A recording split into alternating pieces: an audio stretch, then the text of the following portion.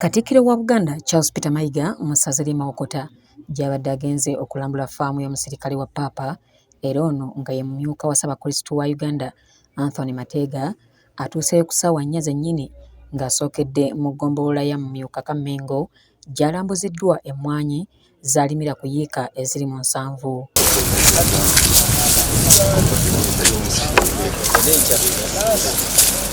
Mu kulambuza Katikkiro ffaamu eno, Father Anthony Mateega alombojjete Katikkiro okusoomoozebwa okw'enjawulo kw'azze asanga olw'ebigimusa okubeera eby'ebbeeyi ku katale nga kw'otadde n'obulwadde bw'emmwanyi ekisenze okusoomooza omulimu gwe guno. N'ebirala bijja kuddirira olw'ensonga ebigimusa ebizungu ekisooka biri ku bbeeyi nnene. Wano mu Uganda NPK ensawo eri ku mitwalo wakati we 15 ne 18 ensawo egi ya kilo 5. Kyokka eri wakati w'emitwalo 15 ne 18. Vietnam naye alima emmwanyi. Ensawo ya NPK mu Vietnam egula $2 zenusu kasanvu.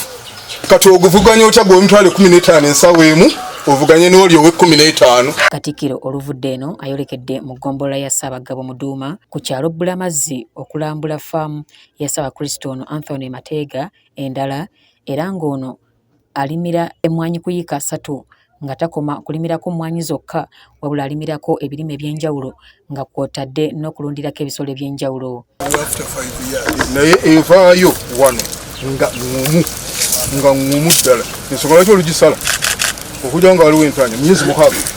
Katikkiro Charles Peter Mayiga mu kwogera kwe alaze obwetaavu obw'okwongera okukyusa embeera z'abantu ba Kabaka naddala abasookerwako nga beenyigira mu nkulaakulana ez'enjawulo ezibayamba okukyusa obulamu bwabwe obwa bulijjo. Mukuumaddamula ayongedde okukubiriza abantu ba Kabaka obutabongoota wabula balabe engeri gye bongera okulwanyisaamu n'awookera w'obwavu naddala nga bettanira okulima ekirime ky'emmwanyi ekifuuse ekyettunze mu Buganda. Abantu eyo ngeri yokka ey'okuzza Buganda ku ntikko kubanga tewali ngeri yonna minisita wa Kabaka bw'alituuka buli maka n'alyoka ababuulira ekyokkola naye gwe omwami obaddewo obiwulidde ate naawe ku kyalo abamu tebajja bikwata naye bw'ofunako babiri nga weebaza Katonda kiba kiwedde ogwo oba ogumaze. Awo nno ye kaweefube ono gwe muwulira owamwanyi terimba aluubirirwa okuzza Buganda ku ntikko nga tukyusa embeera abantu mwe bali. Katikkiro Mayiga akuutidde abantu ba Kabaka abazze bakaaba n'awookera w'obwavu bw'atyo n'abalagira bazuukuke okulaba nga babulwanyisa nga bettanira enteekateeka y'okulima ekirime ky'emmwanyi. Mwokya ku makubo bangi kale n'olwekyo akatale weekali abantu bakaba obwavu era obwavu weebuli.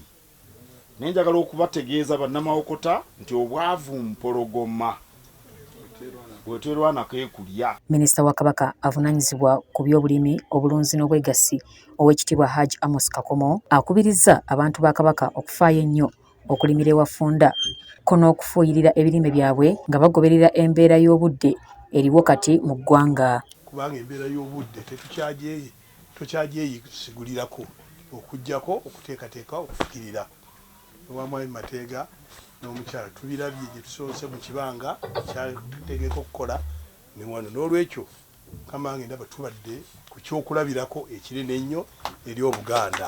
Bo abantu ba Kabaka abawangalira mu ssaza lino erya Mawokota nga bakulembeddwamu omulimi ono Mateega wamu ne Dennis Ngabirano balaze obwetaavu obw'abantu ba Kabaka okulima gonja mu Buganda kuba wattunzi nnyo ng'okusinziira ku Dennis Ngabirano agamba nti gonja ono mu kiseera kino nga bwe bamujja mu ggwanga lya Zaire. Gonja buli lunaku ttani 10 ate olw'okuba nti no naffe tumutundira mu buseera olw'okuba tumugulira mu bbeeyi ya waggulu naffe tumuseera mukko naye singa gonja abanga ava wano